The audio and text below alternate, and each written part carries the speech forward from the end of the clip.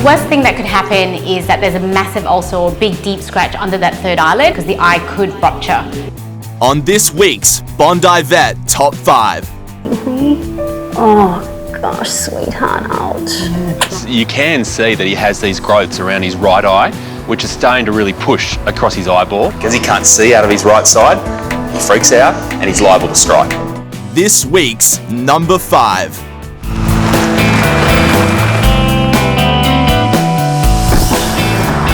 Chris has returned to Cornwall from Yorkshire and is heading to see Rachel at the Screech Owl Sanctuary. Ever get the feeling you're being watched?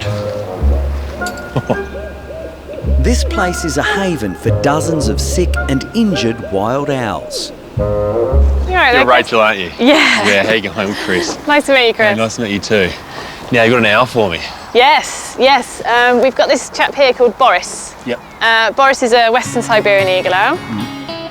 Big Boris is in serious trouble. His right eye isn't functioning properly. The keepers are worried because Boris is one of the sanctuary's longest residents and a star attraction.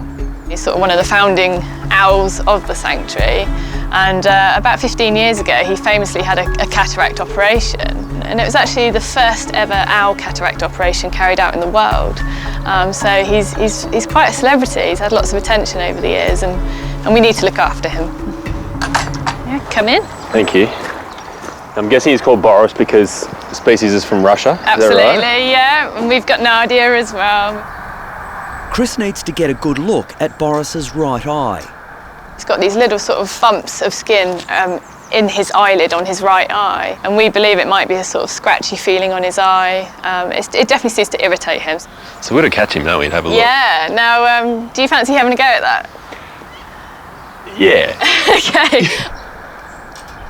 Catching owls has to be done the right way, not just for their safety, but also your own. I mean, if I don't get those claws in the right way, then they can turn around and grab me, and that's not going to tickle. But Chris has to win over Nadia before he can capture boyfriend Boris. He's hiding behind his girlfriend now. Excuse me, Boris, when you're using Nadia as your enforcer, what is going on? Nadia is a serious-looking woman. If there was ever a Bond villain that was an owl, it'd be Nadia. You're quite intimidating, Nadia. Look at you, all fluffed up. Perhaps if you step to the left, Nadia might actually come down. Look at that, huh? Look at that. It's amazing, isn't it? Huh? This hand here, yeah? There we go, that's the way. Now you want to tip him down. That's the, it's backwards, sorry, that's it. So we can get those wings in. You filthy old other hand trick, didn't you, Boris? Yeah, I think you were better than that. Looking into Boris's eyes, you can see that he has these growths around his right eye, which is starting to really push across his eyeball. And also, the eye isn't comfortable. He blinks a lot, and he just doesn't look happy with it. Anyone that's ever had dirt or sand or even just an eyelash in their eye can tell you that it's incredibly uncomfortable. For Boris, though, this is a round-the-clock issue. That little bubble you're worried about, that area in the corner of his eye, Yep. it doesn't seem to move. It's not like it's free floating or anything. No. I guess I don't want to muck around with this. Eyes are obviously incredibly important for owls, and I think if we can get him into the vet clinic, have a really good look underneath there to see what's actually happening, make sure there's nothing stuck, and then from there work out a plan. Okay, yeah. All right, big man, you and me, it's on tomorrow. You okay with that? You look excited. Little wink. I'll take that as a yes. I think you've bonded now. Yeah. He does, as long as he doesn't bond with me with those talons. Yeah.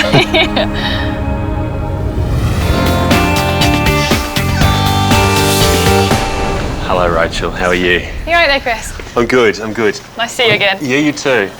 I'm sure Boris feels exactly the same way. Yeah. I think this time apart is probably good for us. Later that morning, Chris has thawed out from his surf, and keeper Rachel has arrived with Boris, the Siberian eagle owl. The whole idea of getting Boris into the clinic today was to really run some tests and work out exactly what is happening with that eye. We still don't know exactly why those lumps have appeared and why that eye is so sore. something.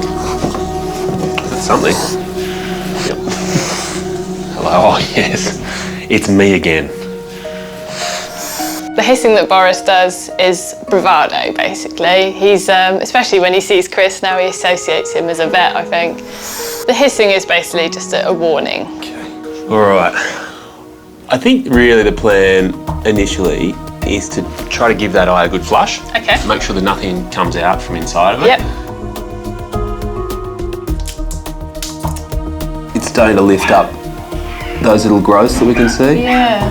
We're going to lift up his eyelid and flush essentially under the eye with saline. Importantly, nothing comes out. So it's unlikely Boris has had anything stuck in that eye. What I want to do now is just check there's no scratches across his eyeball. Chris is using a special dye that will help highlight any problem areas on Boris's eye. The blinds have to come down, the lights have to go off, and I have to get a UV light onto that eye.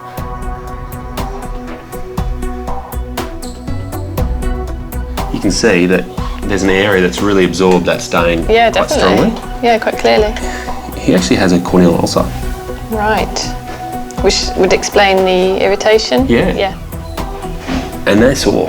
When that happens, it's very sore. Right. This is a big, raging, ugly ulcer, and it would hurt. You always really worry with ulcers simply because the lining of the eyeball is quite thin.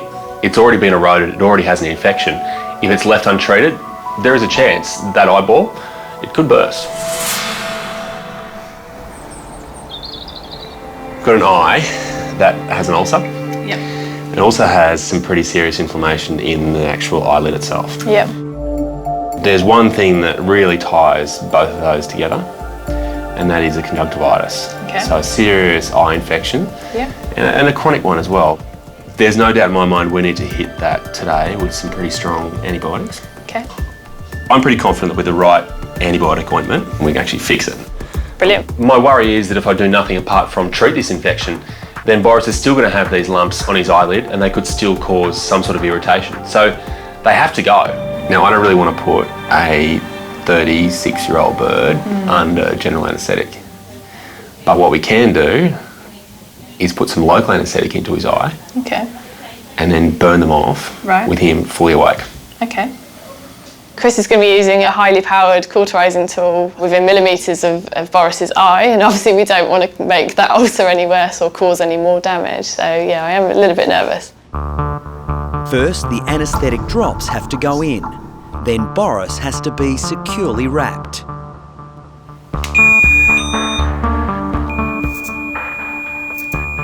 Chris is using a cauterizer to burn off the excess skin. I'm being incredibly careful to remove the lumps, but at the same time not damage Boris's eyelid, because that will hurt once the local anaesthetic wears off.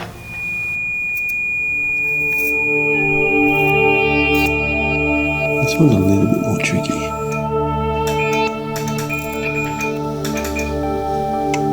There's just one more in the corner here. Yep. He didn't even flinch either, No, he which is didn't. brilliant. Okay, so it's going to feel a little bit gravelly. Yeah. You can imagine if you had a little scar on the inside of your eyelid, you'd feel it. Yeah. But at the same time, he's going to be on antibiotic drops. Yeah. And they're going to be a bit of a lubricant for that eye as well. It's kind of funny that it's taken an Australian to fix a Russian bird in England, but hopefully now that he is fixed, his future is going to be a lot less complicated. Not that he's showing his appreciation. You're not thrilled with me, are you? As far as you're concerned, I can go right back to Australia right now. Oh, yeah.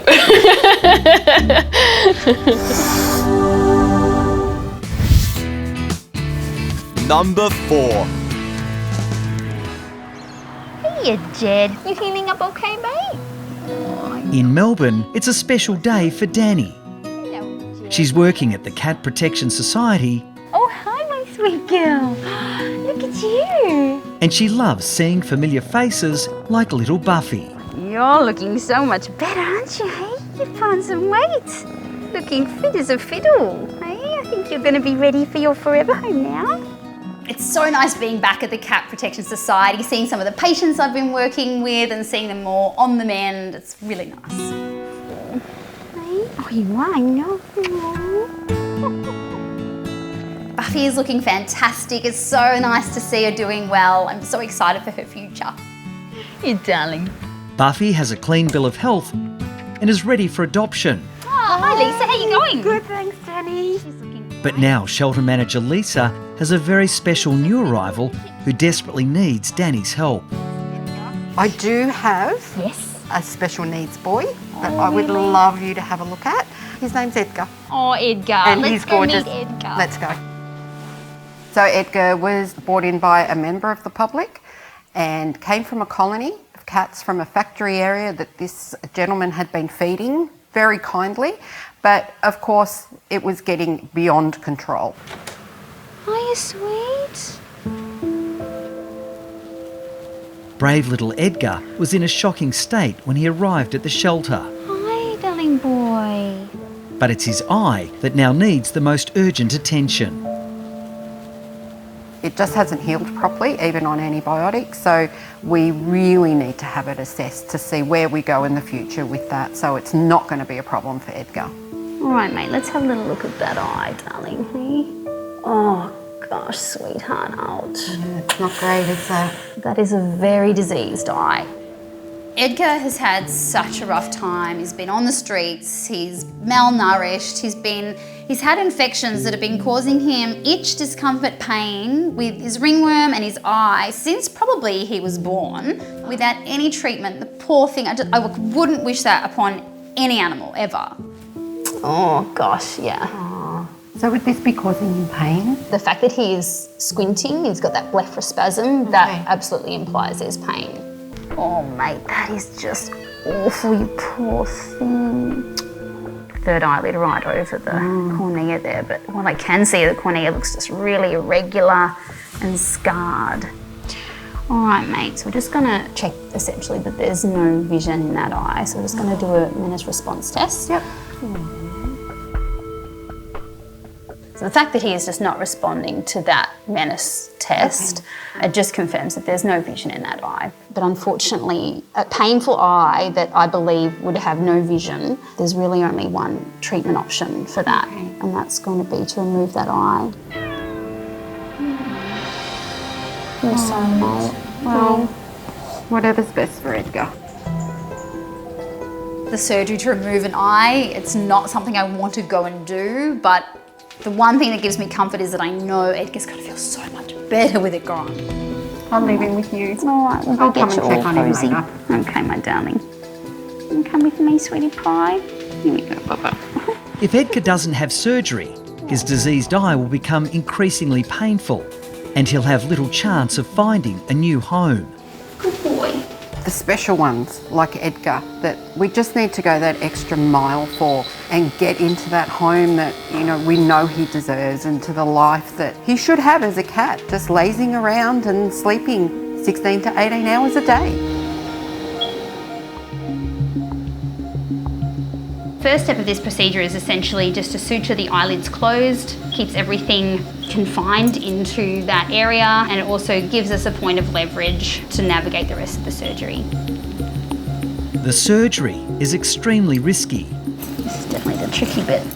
The vital optic nerves cross over between both eyes, and the slightest damage could mean Edgar risking losing his sight completely. It would be absolutely devastating if I were to damage the vision of the one eye that will be remaining from this surgery. That would be just horrendous. So we've made good progress through the tissues. Every year, around 2,000 strays and abandoned cats just like Edgar are treated at the shelter. Yeah, I'm scared I'm getting into the globe. It's hoped that with the right veterinary care and loads of TLC, every one of them can find a loving new home. All right, so we've just released all the tissues from behind the eye, cut through the optic nerve. I'm just removing that eye now. The delicate surgery is complete, but Danny is anxious for what the future holds for little Edgar.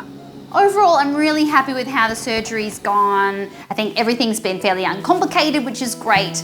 So it's just a matter of seeing how he recovers and making sure there's not been any damage to the vision of that other eye. Edgar will have a big sleep, followed by plenty of extra TLC.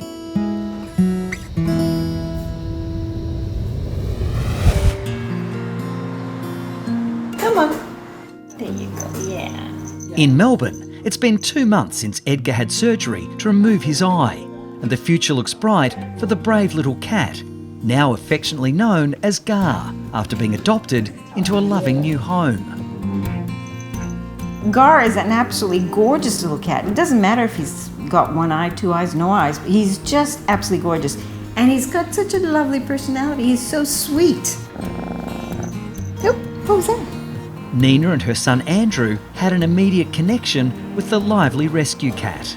We felt a little bit of kinship with him because our son's legally blind. And we thought, well, we can definitely deal with a cat who's got a vision problem. There's absolutely no problems with that. Good boy. One of the reasons we adopted Gar was because I've grown up with a vision impairment my whole life. We have a bit of an understanding of sight impairment and what that involves, what that includes, and therefore how to kind of approach it. Gar's favourite toy, he loves his bottle caps. He's got other toys, but the bottle cap always, because he can play with it by himself. Yeah, he's just a good cat. That's all he is. He's a good, loving, friendly cat. Gar has become a new friend for the family.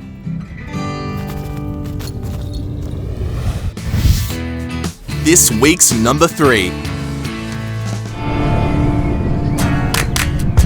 A familiar sight around Sydney is the mobile vet clinic run by identical twin vets Audrey and Alison. I don't know what it's like to not be a twin, but it's definitely The best thing ever. advantageous. Yeah, we work together, we have the same likes, we know what the other one's feeling. Yeah, and we're the other half of each other.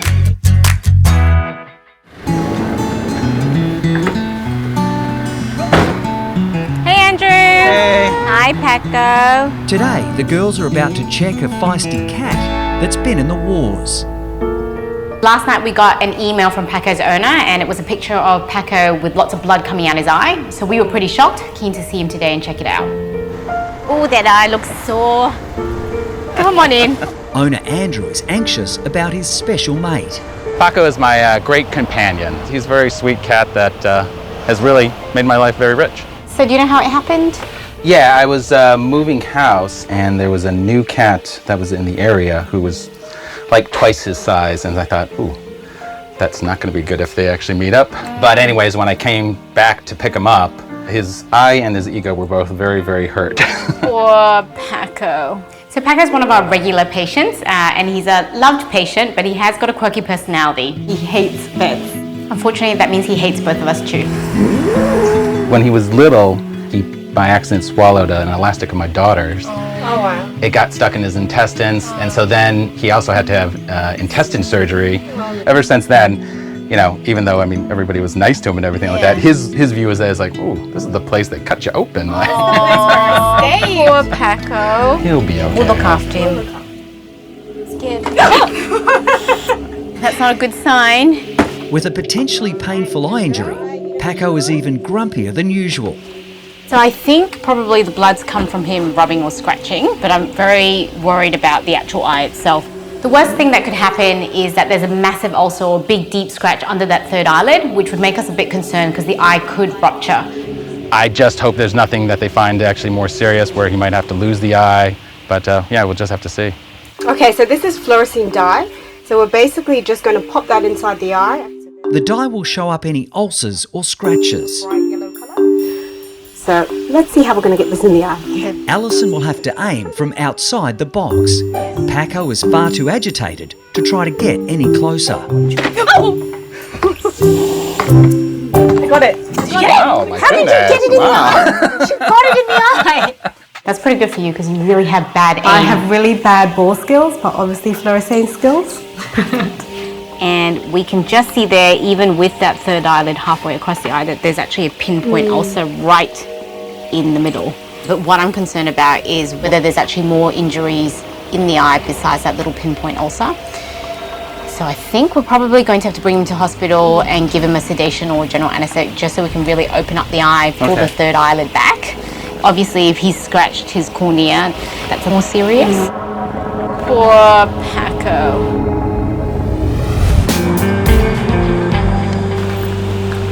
Here we go, Paco. Here is Paco. Back in Sydney, Audrey and Alison have arrived at the hospital with Paco.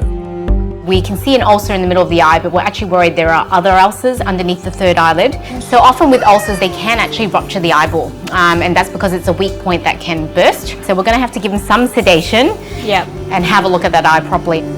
Paco got his nasty eye injury in a fight with another cat. The grouchy 4-year-old doesn't like vets, so the girls aren't taking any chances. Defense mechanisms we brought today, garden gloves for each of us, big fat towel. Right, gowned up, ready to go. Ready to go. So I'm gonna open. Go, go, go, go, go.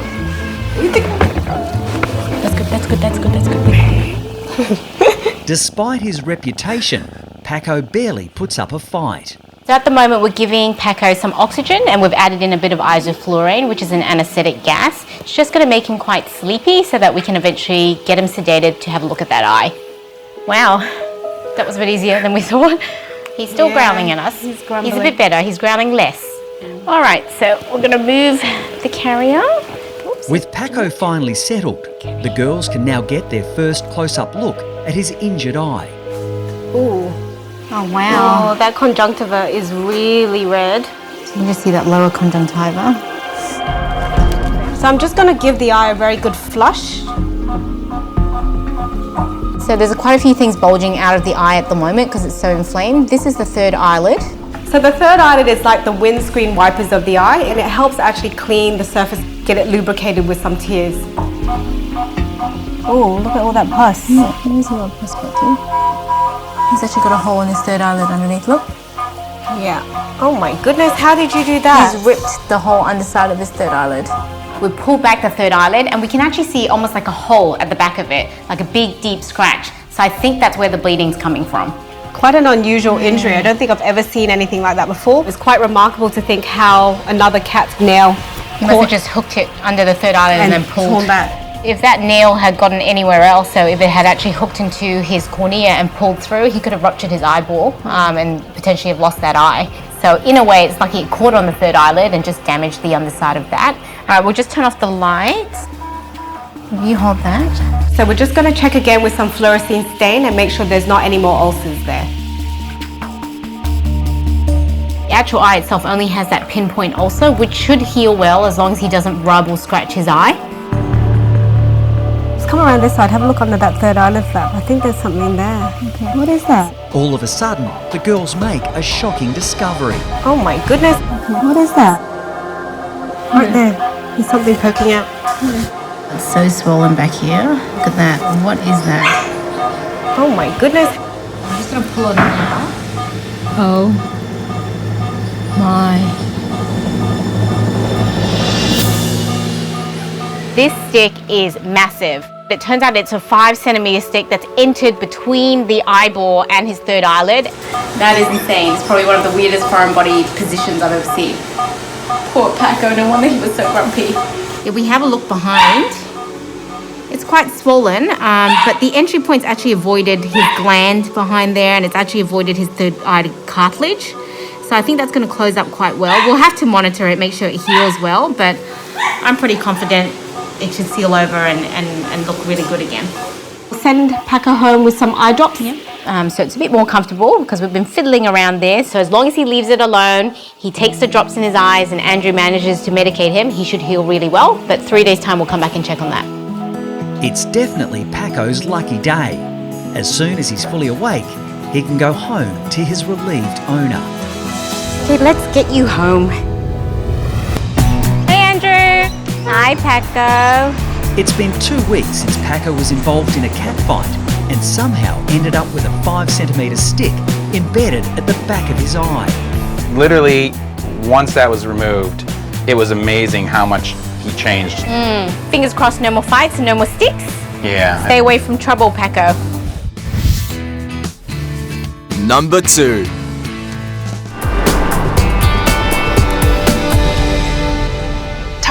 Tug.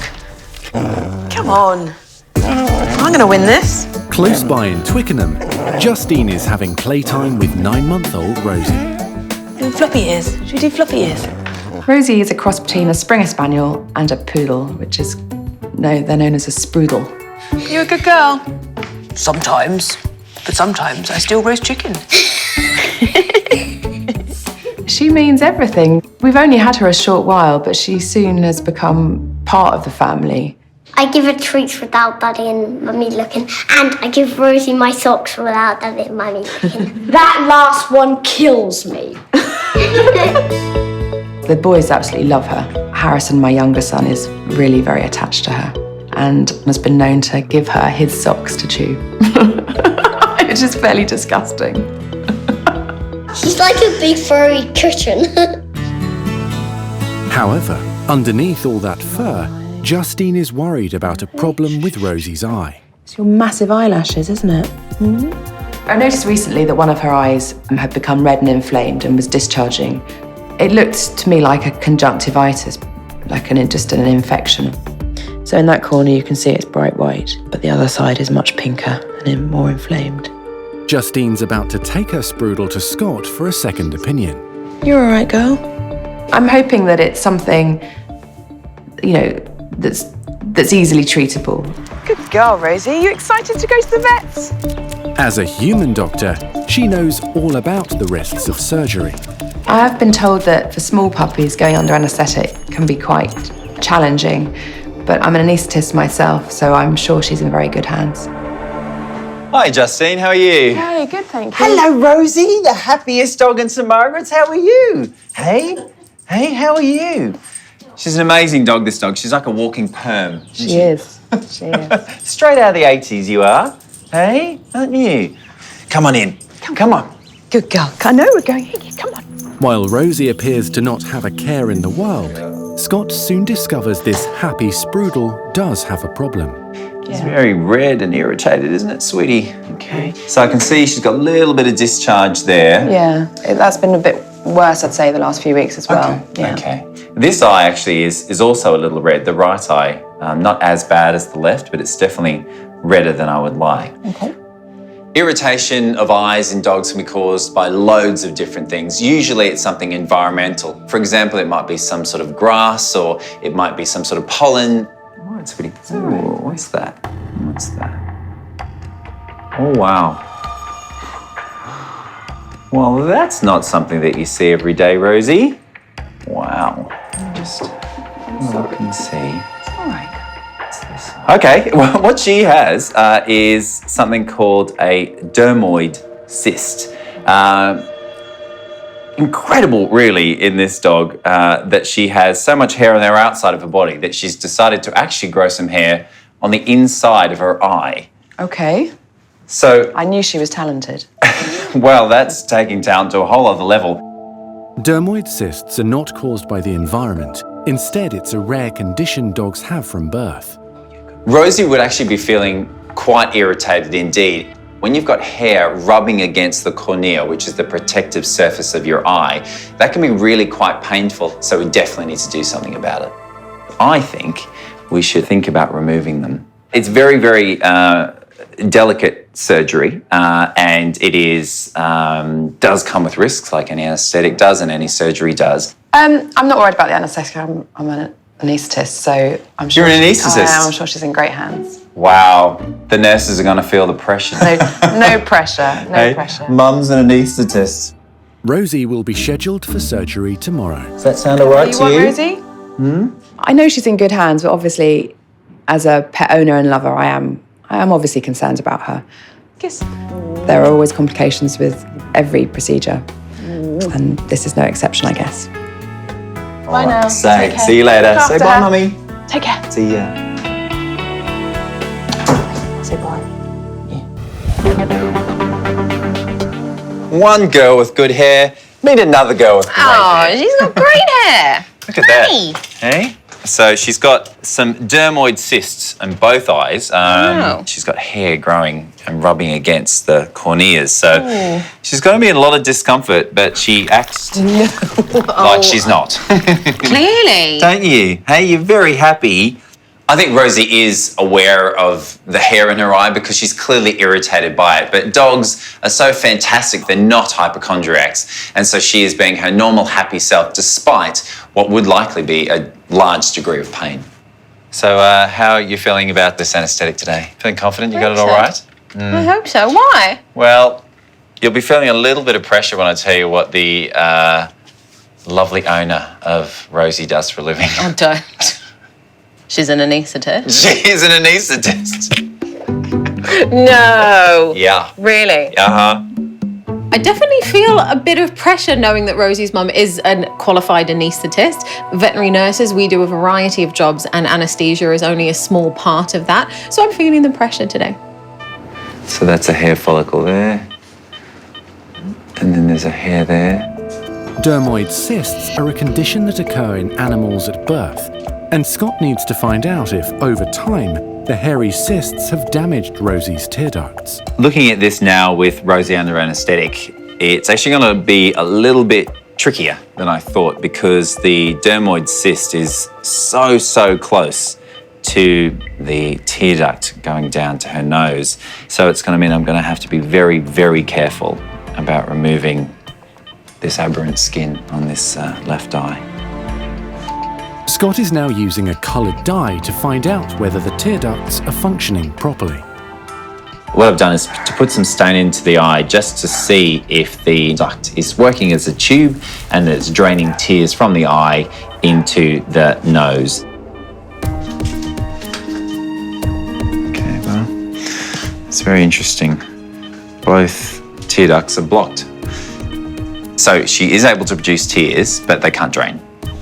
Rather than them emptying like through the drain of a sink, they're bubbling over the rim.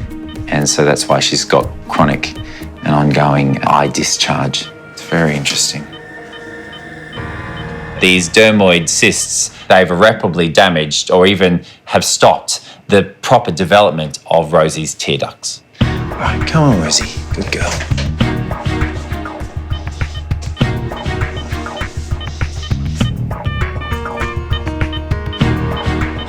So you can see there's the hair, all of that needs to come out. I need to make sure I take it out deep enough because the follicles go quite deep, and if I don't, the hair will just grow back. So.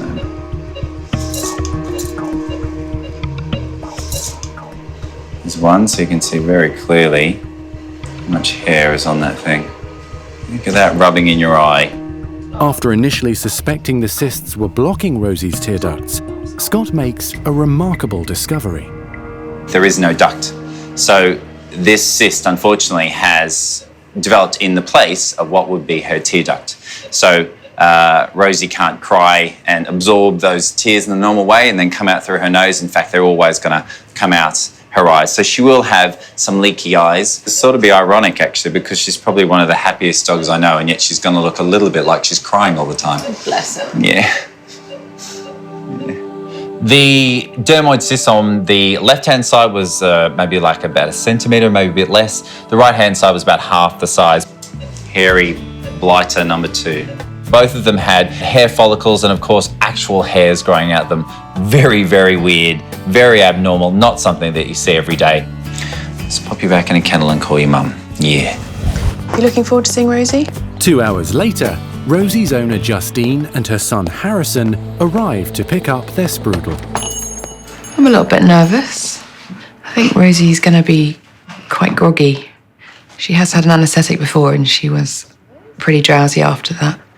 Hello! Oh, you've got a comedy collar. She has. She's got the cone of shame on. Hey. Why does she have that again? To stop her scratching her eye. Stop her scratching her eye, exactly what Mum said, yeah. So, very interesting findings. No duct. So, that sounds terrible, but in fact, she's lived a whole life without those tear ducts. It just means that you will see a bit more overspill. So, even though you've got a very happy doggy, she's going to cry a little bit. So, you just need to give her lots of hugs. Sound good? Yeah? Just need this. Like that, just like that. Just like that.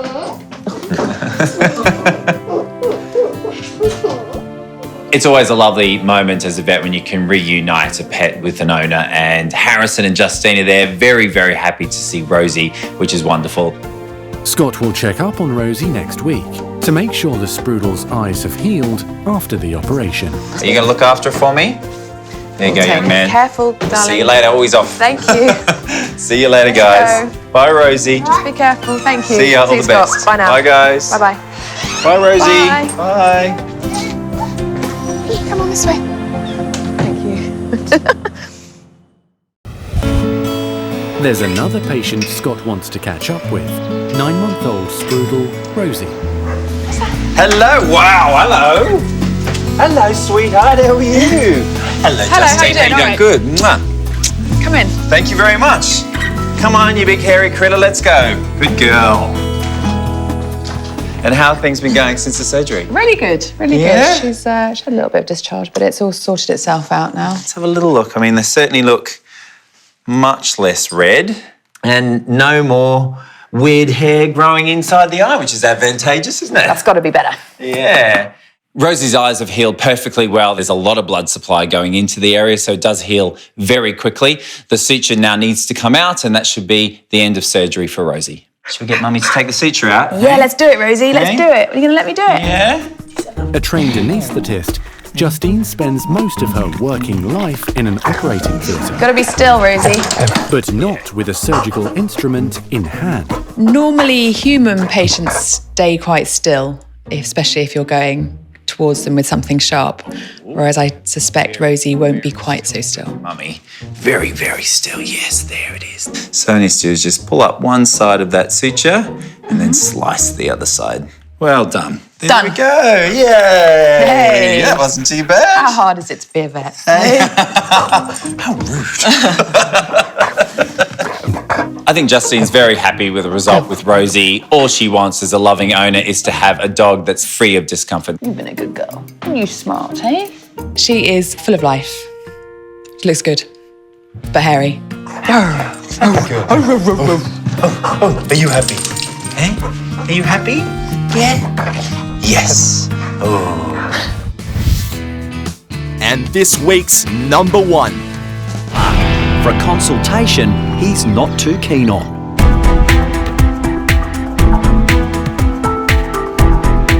That is our big male king cobra. Mate, I can see his problem already too. Is that a retained spectacle there? Yeah, it's very obvious, isn't it?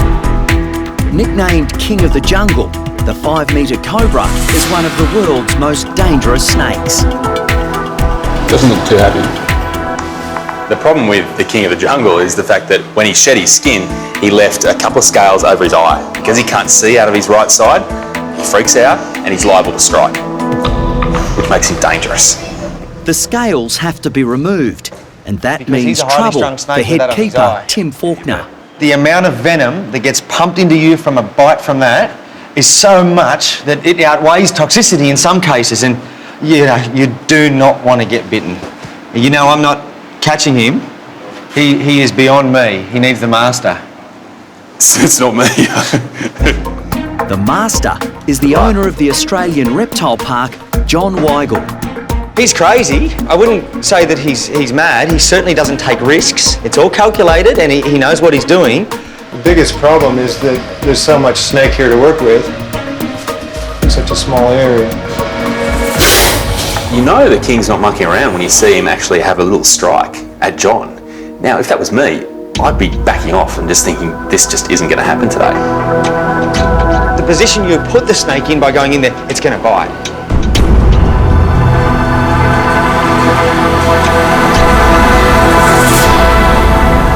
After several attempts, John finally pins down the formidable cobra.